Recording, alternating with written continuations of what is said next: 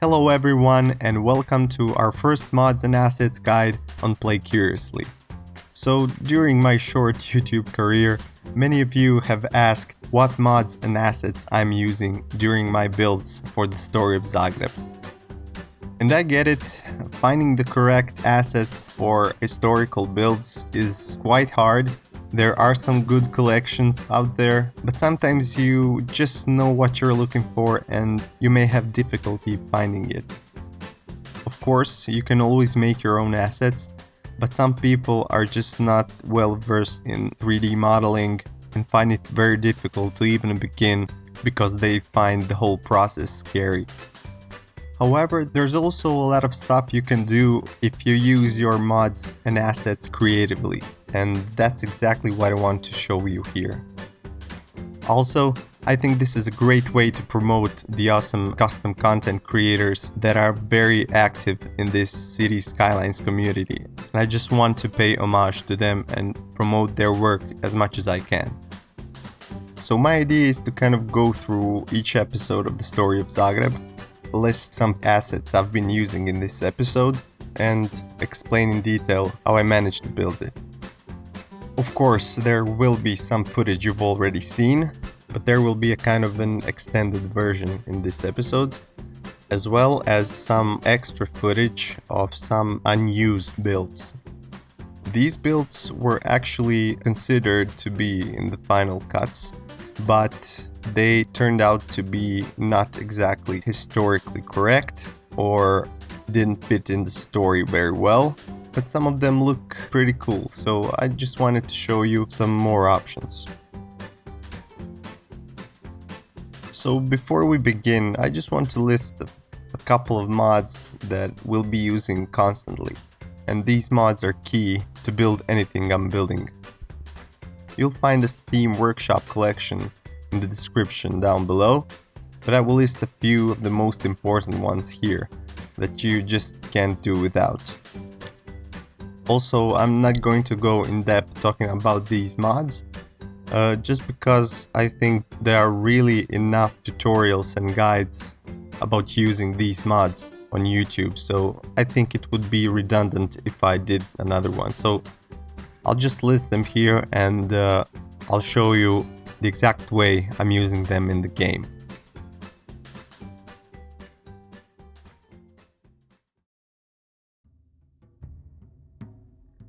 So let's get to the first episode of the Story of Zagreb, in which we have built a prehistoric settlement. So whenever I'm building these kind of forts, I like to outline the shape of the settlement first. And you can do this with any asset you like, but I found the coastal paths pack to be the most suitable, because in the pack there's a path that's only 2 meters wide, which is helpful when you're doing this small precise work. And this one actually looks really cool. And as you can see, I've used it for all of the paths in this first settlement. There's other widths here as well, so you can choose whatever one you need. I also used the Move It tool to bring its height up, so I can create a kind of mound that I needed for the fortifications, which were a combination of an earth mound and a wooden palisade. You can also do this with the terraforming network, but keep in mind that it's going to be invisible, so it's going to be harder to maneuver. Of course, for the palisade itself, I used donoteat's palisades. If you happen to miss donoteat's channel, I suggest you go and watch it because it's awesome, and because his channel was one of the main role models for Play Curiously. So I made this palisade with the prop line tool.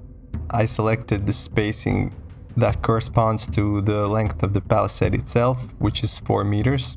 Basically, 1 square in City Skylines is about 8 by 8 meters, which is really important to remember in realistic builds like this. Anyways, I spent some time aligning these palisades to the path, and actually I just put a piece of the palisade to act as a kind of gate, which is not entirely realistic, but it looked okay and it served its purpose, so I just left it the way it was. So the next thing I wanted to build was some kind of a hut. These huts from the Bronze and Iron Age could either be rectangular or circular. Considering that there aren't any findings of dwellings on the Gradis Hill, I went into research to see some relevant examples of the time. But when I researched Bronze Age huts, probably 80 or 90% of them were circular. Unfortunately, when I visited the Zagreb City Museum last week, I found out that the historians actually hypothesized these huts to be rectangular ones. Of course, we're going to trust the historians, and if I ever do a remake of these first episodes, I'm going to make these corrections.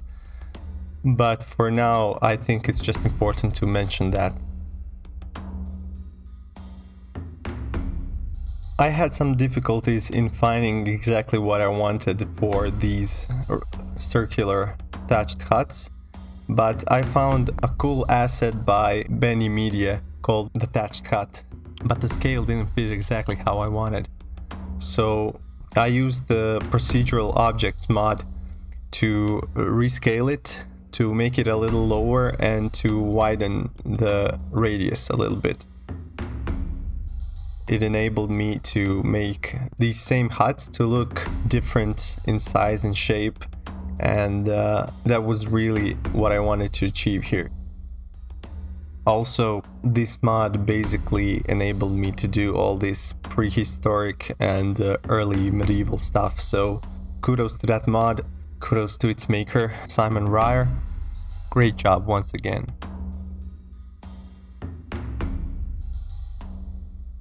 One of the things that I found really cool, but I couldn't put it in the episode, were these Castro props by Armesto.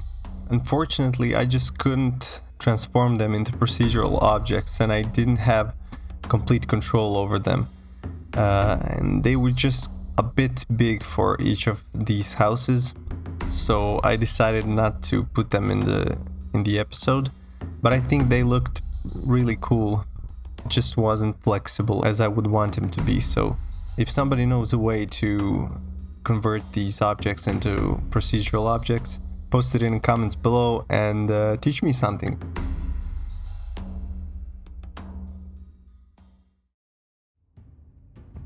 The next step was beautification and decoration to make the settlement look a bit more alive and maybe a bit more realistic even.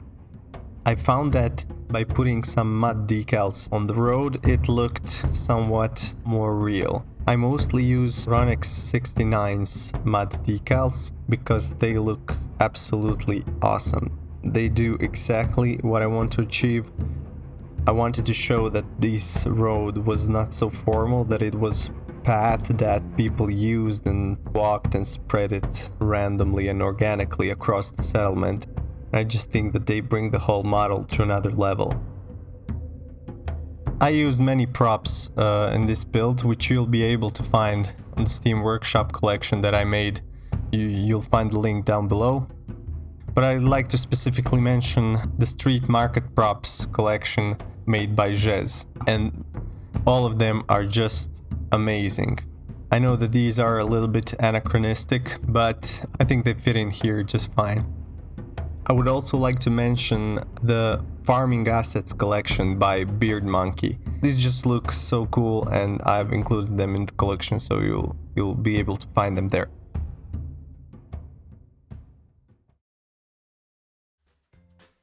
So this would be it for today. I hope that you liked the video and that you found some of the stuff that I talked about here helpful. If you did, leave a like and subscribe to the channel, and of course share the video if you think it's worth sharing. Also, don't forget to support the work of the asset creators that we mentioned today. They do a great job and they deserve to be acknowledged as well. If you have any questions or suggestions, put them in the comments down below. And as always, play curiously, and I'll see you soon.